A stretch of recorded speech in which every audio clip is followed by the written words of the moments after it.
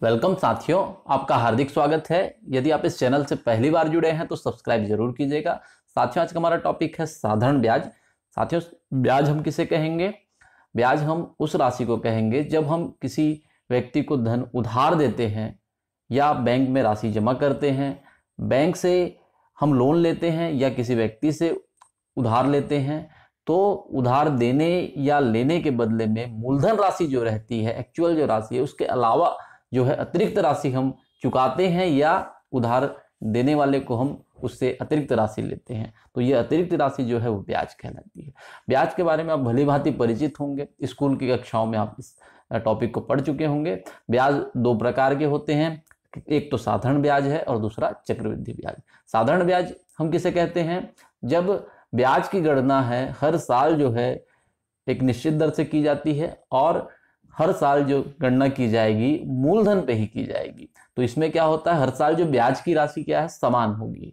साधारण ब्याज में ब्याज की राशि चाहे 1 साल करें, 2 साल, 3 साल, हर साल उसकी जो राशि है एक समान राशि उसकी कैलकुलेशन में आएगी। चक्रवृद्धि ब्याज में क्या होता है कि जो ब्याज की गणना है पहले साल तो मूलधन पर करेंगे, लेकिन उसके अगले साल जो है उसमें ब्याज जोड़कर हम उसकी ब्याज की गणना करेंगे, फिर अगले साल उसमें ब्याज जुड़ता जाएगा, तो हर साल उस पर ब्याज जुड़ता जाएगा। इस कारण से इसमें चक्रवृद्धि ब्याज में साधारण ब्याज की अपेक्षा ब्याज की राशि अधिक आती है और इसको चक्रवृद्धि ब्याज के बारे में हम अगले वीडियो में इस अगले टॉपिक जो बनेगा उस पर हम डिटेल में चर्चा करेंगे। इस वीडियो में हम साधारण ब्याज पर चर्चा कर रहे हैं। तो आइए साधारण ब्याज के संबंध में थोड़ा सा हम सूत्र देख लेते हैं। साधारण ब्याज के संबंध में जो महत्वपूर्ण सूत्र है उसे आप नोट कर लेंगे। मिश्र धन में से अगर मूलधन घटाते हैं, मिश्र धन में से अगर मूलधन घटाते हैं तो साधारण ब्याज आएगा। मिश्र धन क्या है? जो मूलधन राशि है उसमें ब्याज जोड़ने पर जो आएगा राशि वो मिश्र धन होगा। इसके लिए साधारण ब्याज के लिए SI सिंपल इंटरेस्ट बोलते हैं इसको, तो SI शॉर्ट में। मिश्र धन के अमाउंट जो है उसको A से हम दर्शाते हैं और मूलधन को प्रिंसिपल अमाउंट के लिए P से दर्शाते हैं। साधारण ब्याज का सूत्र आप देख सकते हैं यहाँ पर, मूलधन गुना दर गुना समय बटा 100। आपने स्कूल के कक्षाओं में चाहे 10वीं से पहले या 10वीं के बाद आपने इसको पढ़ा होगा। मूलधन गुना दर गुना समय बटा 100, PRT बटा 100। P किसके लिए? मूलधन के लिए, R दर के लिए और T समय के लिए बटा 100। इस सूत्र का भी आप प्रयोग कर सकते हैं। दूसरा है कि मूलधन निकालना है तो क्या होगा। अब अगर आप पहला सूत्र अगर आपको अच्छे से याद है तो इसके आधार पे अब मूलधन का सूत्र हो, चाहे दर का हो, चाहे समय का हो, है ना, आप ये सूत्र बना सकते हैं। कैसे बनाएंगे?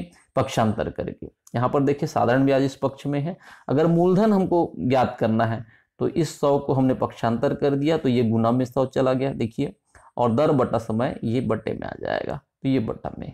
ठीक, तो इस तरीके से आप सूत्रों को आप खुद से बना सकते हैं अगर एक सूत्र आपको याद है तो मूलधन बराबर जिसको P कहेंगे, तो साधारण ब्याज गुना 100, ये जो बटा का 100 है इधर चला गया, बटा दर गुना समय, ये दर गुना समय इधर आ जाएगा, तो ये मूलधन की राशि हम निकाल लेंगे। इसी को क्या कह सकते हैं? SI गुना 100 बटा RT। अगला फिर देखते हैं दर, जिसको R बोलते हैं, उसका क्या सूत्र है? साधारण ब्याज गुना 100 बटे मूलधन गुना समय। फिर से यहाँ पे अगर दर निकालना है तो 100 को हमने यहाँ पे गुना किया और मूलधन और समय बटा में चला गया है, देखिए यहाँ पर सूत्र में। इसको शॉर्ट में SI गुना 100 बटा P और T, है ना, तो ये सूत्र का भी आप प्रयोग कर सकते हैं। उसके बाद समय हमको ज्ञात करना है जिसको T बोलते हैं, समय निकालना है तो ये गुना 100 साधारण ब्याज के साथ यहाँ पर देख सकते हैं, साधारण ब्याज गुना 100 और मूलधन और दर बटा में चला गया है। इसी को SI गुना 100 बटे PR, इस सूत्र से भी आप कर सकते हैं। मूलधन का एक और सूत्र है, उसको आप अच्छे से नोट कर लीजिएगा, कई प्रश्नों में इस सूत्र की आवश्यकता होती है। मिश्र धन गुना 100 बटे 100 धन दर गुना समय, A गुना 100 बटे 100 धन RT। ये कुछ महत्वपूर्ण सूत्र है, इसे आप जरूर नोट कर लीजिए और बीच बीच में देखते रहें ताकि प्रश्नों को हल करने में आपको दिक्कत ना हो। पहला प्रश्न देखते हैं, कोई धन साधारण ब्याज से 2 वर्षों में 1200 रुपए तथा 3 वर्षों में 1300 रुपए हो जाता है, मूलधन तथा ब्याज की दर प्रति वर्ष निकालिए। ये प्रश्न परीक्षा में पूछा गया है, अभी लेटेस्ट की बात करें तो 2017 और 2018 में, मतलब यहाँ पे बिलासपुर यूनिवर्सिटी में और बस्तर यूनिवर्सिटी में, 2017 में बिलासपुर में, 2018 में बस्तर यूनिवर्सिटी में पूछा गया है। पिछले जितने वीडियो है उसमें मैंने स्पेशली ईयर मेंशन नहीं किया है कि कौन सी ईयर में पूछे गए हैं, लेकिन मैंने कलेक्शन ऐसा किया है कि हर वीडियो में जो 3 जो पार्ट मैं निकाल रहा हूँ उसमें से 2 पार्ट जो है आपके इम्पॉर्टेंट जो क्वेश्चन हैं जो विभिन्न विश्वविद्यालय में पूछे गए हैं उनका ही कलेक्शन मैंने तैयार किया है। तो 3 जो पार्ट है उसमें पहला पार्ट कॉन्सेप्ट के लिए अधिकतर मैंने रखा है, और बाद के जो 2 वीडियो हैं वो आपके महत्वपूर्ण इंपॉर्टेंट जो क्वेश्चन हैं जो पिछले विभिन्न विश्वविद्यालय में पूछे गए हैं उनका कलेक्शन है। इसलिए आप तीनों पार्ट को अनिवार्य रूप से आप देखें और बार बार प्रैक्टिस करते रहें, ताकि इसमें से कई प्रश्न रिपीट होने की संभावना तो रहती है, साथ ही अगर क्वेश्चन रिपीट नहीं होंगे तो उस पैटर्न के दूसरे प्रश्न पूछे जाएंगे, इसलिए आप उसको बहुत अच्छे से तैयार कर लीजिए। यहाँ हम देखते हैं 2017-18 का जो प्रश्न है, 2 वर्ष का मिश्र धन। देखिए प्रश्न में 2 वर्ष में क्या है, 1200 रुपए, 2 वर्ष में 1200 हो रहा है, मतलब 2 वर्ष का मिश्र धन है। ठीक है, कितना, 1200 रुपए, और 3 साल में यही मिश्र धन कितना हो जाता है, 1300 रुपए। तो अगर हम इन दोनों का अंतर अगर निकालते हैं, 2 साल का और 3 साल का, तो 1 साल का क्या होगा, ये ब्याज है, मतलब 1200 रुपए से 1300 रुपए बढ़ रहा है, तो 1 साल का ब्याज 100 रुपए बढ़ जा रहा है। ठीक है, अब 1 साल का साधारण ब्याज कितना है, 100 रुपए है, तो 2 साल का साधारण ब्याज हम क्या कर सकते हैं, इसका डबल हो जाएगा, तो 2 गुना 100, 200 रुपए, 1 साल का साधारण ब्याज और ये 2 साल का साधारण ब्याज। अब यहाँ प्रश्न को समझिए, 2 साल का हमने साधारण ब्याज निकाल लिया 200 रुपए, 2 और साल का जो है मिश्र धन हमारे पास दिया है 1200 रुपए, तो मूलधन यहाँ पर क्या होगा, ये देख लीजिए, मूलधन क्या होगा, मिश्र धन में से इस ब्याज को घटा देंगे। ठीक है, तो क्या हो जाएगा, ये मूलधन हो जाएगा। मूलधन मिश्र धन में क्या रहता है, मूलधन और ब्याज जुड़ा रहता है, अगर इसमें से आप ब्याज को घटा देते हैं तो मूलधन आ जाएगा। तो मूलधन हमको निकालना है, तो 1200 में से 200 घटा दिया, 1000 रुपये हमारा मूलधन आएगा। अब आगे बढ़ते हैं, मूलधन हमने 1000 रुपये निकाल लिया है, ब्याज 2 साल का कंपैरिजन कर लेते हैं, तो मूलधन देखिए यहाँ पर 1000 रुपये है ना, ब्याज हम ये 200 वाले को ले लेते हैं और समय 2 साल को ले लेते हैं, तो 2 साल का ब्याज 200 रुपये और मूलधन ये। दर का सूत्र लगेगा, कौन सा सूत्र, हमने पिछले पेज में देखा है, साधारण ब्याज गुना 100 बटे मूलधन गुना समय। आप मान रख दीजिए, साधारण ब्याज है यहाँ पे 200 रुपये गुना 100 ज्यों का त्यों, और मूलधन में है 1000 और समय है 2 वर्ष। हल करेंगे तो 10% ये हमारा उत्तर होगा। अगला प्रश्न देखते हैं, साधारण ब्याज की किस दर से कोई धन 16 वर्ष में 2 गुना हो जाएगा। किस दर से कोई धन 16 वर्ष में 2 गुना हो जाएगा। फिर से इसमें हमको दर ज्ञात करना है, और ये जो प्रश्न है 2017 में, अभी लेटेस्ट की बात करें तो 2017 में सरगुजा विश्वविद्यालय में पूछा गया है। तो देख लेते हैं, माना हमने मूलधन क्या मान लिया है, 100 रुपये हमने मूलधन मान लिया है। मिश्र धन ये क्या हो जा रहा है, 2 गुना मतलब 200 रुपये, 2 गुना 100 है ना, 2 गुना 100 का 2 गुना डबल क्या होगा, 200 रुपये होगा। ठीक, साधारण ब्याज अब देख सकते हैं कितना हो जा रहा है, मूलधन हमने 100 माना है, ठीक, मिश्र धन कितना हो जा रहा है, डबल 200 रुपये, ब्याज कितना हो रहा है, तो मिश्र धन में से आप मूलधन घटा देंगे तो ब्याज आ जाएगा 100 रुपये।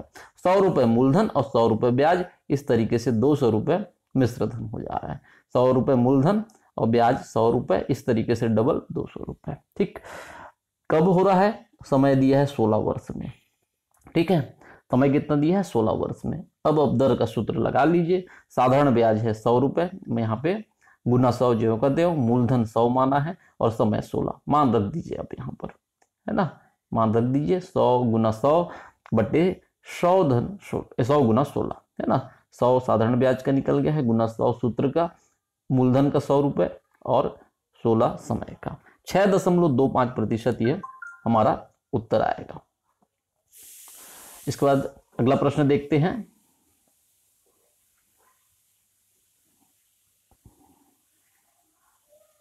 अगला प्रश्न है, वह समय बताइए जिसमें 550 रुपये 4% वार्षिक साधारण ब्याज की दर से 605 रुपये हो जाएंगे।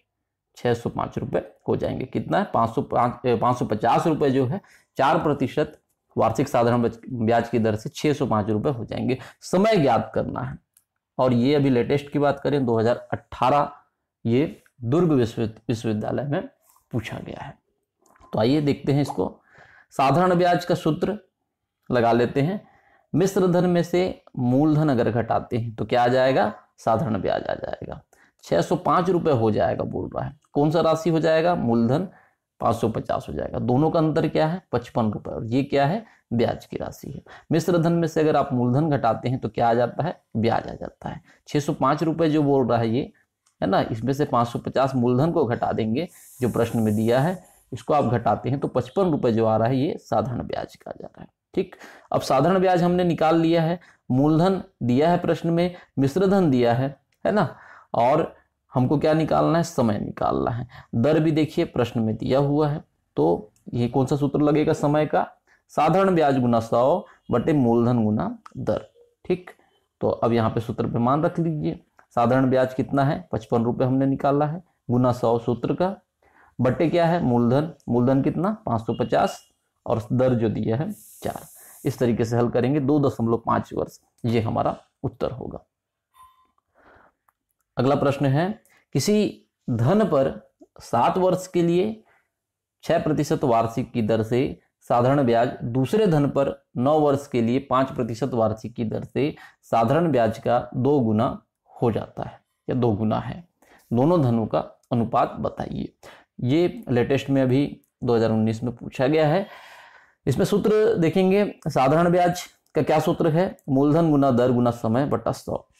2 कंडीशन दिया है, क्या क्या है देखिए, 7 वर्ष 6% की दर से जो साधारण ब्याज हो रहा है, और दूसरा जो धन है 9 वर्ष 5% की दर से, है ना, उसका 2 गुना हो जाता है। पहला जो दर दिया है और वर्ष दिया है वो जो है सेकेंड जो दिया है उसका 2 गुना हो जाता है। ठीक, यहां समझते हैं साधारण ब्याज का जो ये बेसिक सूत्र है, मूलधन गुना दर गुना समय बटा 100। पहली स्थिति में मूलधन दिया नहीं है, हमने P1 मान लिया। ठीक, इसमें दर दिया है 6 और समय दिया है 7, गुना 6 गुना 7 बटे 100। इस तरीके से इसको हल करेंगे तो पहली स्थिति में क्या आ जाएगा, 42, 6 और 7 को गुना कर दिए 42, P1 को आप जो कहते हैं रख दीजिए बटे 100। ठीक, दूसरी स्थिति के लिए मूलधन के लिए हमने यहाँ P2 रख लिया और दर लिया है 5, समय दिया है 9 बटे 100। इस तरीके से यहाँ पर आ जाएगा 45 P2 बटे 100। यहाँ तक आप समझ गए होंगे। उसके बाद प्रश्नानुसार में क्या बोल रहा है, ये जो ब्याज है ना, पहले स्थिति का जो ब्याज है दूसरी स्थिति का जो ब्याज होगा, है ना, पहली स्थिति में क्या है, दर और जो समय है 6% और 7 साल का जिस मूलधन के लिए, वो दूसरी स्थिति में 5% 9 साल के लिए जो आएगा, इसका जो है ये डबल है। फिर से पहली स्थिति का जो ब्याज है दूसरी स्थिति का जो ब्याज है इसका ये डबल है ना, 2 गुना है। ठीक, अब इसको हम प्रश्नानुसार फ्रेम कर लेते हैं। 42 P1 बटे 100 ये जो निकला है, 45 P2 बटा 100 ये जो दूसरी स्थिति का निकाले हैं, तो ये जो है इसका डबल है। तो बराबर करना है हमको पक्षों में, तो जिस तरफ कम है उसकी तरफ हमने 2 का गुना कर दिया। ठीक है, ये ऑलरेडी डबल है, ये कम है, इसको हम 2 से गुना कर देंगे। तो अब क्या हो गया, दोनों पक्ष क्या है, बराबर हो गए। दोनों पक्ष को हमने बराबर कर दिया। अब इसको हल करते हैं तो बटा 100 दोनों पक्ष में है, इसको कैंसिल कर दिया, बच गया 42P, 45 P2 और 2 का गुना तो 90 P2, है ना। पक्षांतर करेंगे P2 का तो P1 बटा P2, इस 42 का पक्षांतर आप कर दीजिए तो 90 बटा 42, हल करेंगे तो 15 बटे 7। अनुपात में लिखेंगे तो P1 अनुपात P2 बराबर 15:7, ये हमारा उत्तर होगा। अगला प्रश्न देखते हैं। एक सार्वगुणक विधि द्वारा 2550 रुपए का 5% वार्षिक की दर से 120 दिनों का ब्याज निकालिए। एक सार्वगुणक विधि है, उसे हम समझेंगे। ये अभी लेटेस्ट में 2019 में ये बिलासपुर यूनिवर्सिटी में पूछा गया है। तो यहाँ पे देखते हैं, 1 रुपए पर 1% वार्षिक की दर से 1 दिन का ब्याज। ठीक है, 1 रुपए पर 1% वार्षिक की दर से 1 दिन का जो ब्याज आप निकालेंगे वो मान रहता है इतना।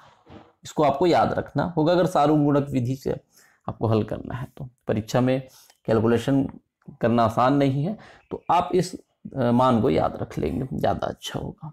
क्या है मान?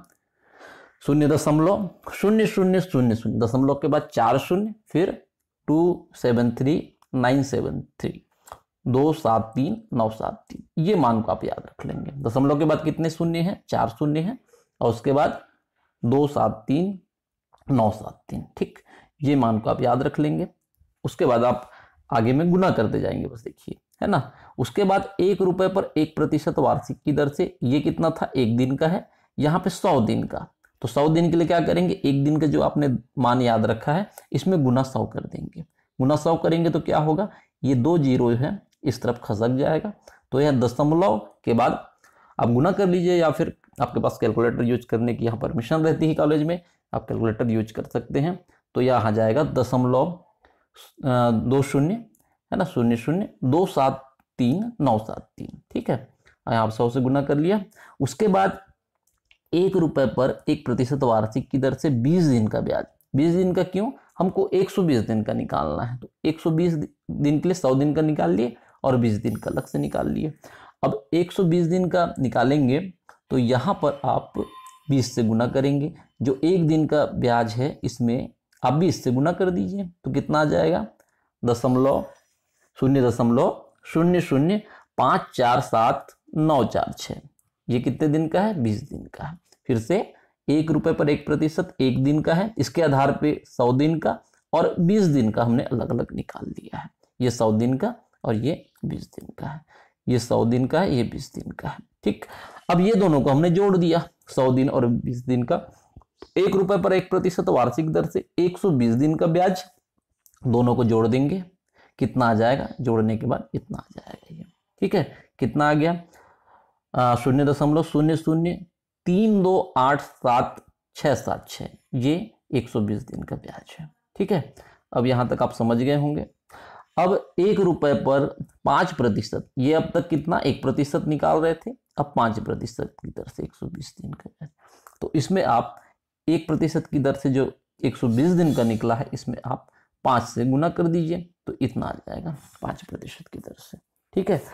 अब यहाँ पर 2,550 रुपए पर 5% की दर से 120 दिन का ब्याज। अब यहाँ पर समझिए 1 रुपए पर अब तक निकल रहा था, है ना। 1 रुपए पर 1% की दर से हमने 120 दिन का ब्याज निकाला। 5% करने के लिए इसको 5 से हमने गुना कर दिया। उसके बाद अब 2,550 रुपए प्रश्न में यही दिया है, 5% की दर से 120 दिन का। 1 रुपए पर 5% की दर से 120 दिन का ब्याज निकाला है। 2,550 के लिए निकालने के लिए गुना 2,550, है ना, तो 41.92 ये हमारा उत्तर होगा। इसी को दूसरा विधि आप डायरेक्ट करना चाहें तो कैसे कर सकते हैं? ब्याज जो चाहिए उसके लिए मूलधन गुना दर गुना दिन, यहाँ पे समय की जगह क्या है? दिनों की संख्या दी है, तो दिन कर दिए, और गुना क्या? 1 रुपए पर 1% वार्षिक दर से 1 दिन का जो ब्याज है, जो मैंने आपको याद करने की सलाह दी है, इसको आप रखेंगे, है ना। फिर से मूलधन गुना दर गुना दिन गुना 1 रुपए पर 1% वार्षिक दर से 1 दिन का ब्याज, मान रख दीजिए। मूलधन 2,550, दर 5%, दिन 120, और ये जो मान है इसको रख देंगे 41.92, ये आपका उत्तर आएगा। साथियों, उम्मीद करता हूँ ये वीडियो आपके लिए यूजफुल हेल्पफुल रहेगा। लाइक शेयर कमेंट के माध्यम से अपना प्यार देते रहें, और यदि इस वीडियो इस चैनल से रिलेटेड कोई आपको डाउट हो या उपयोगी सुझाव हो तो कमेंट के माध्यम से मुझे जरूर अवगत कराएं। Thank you.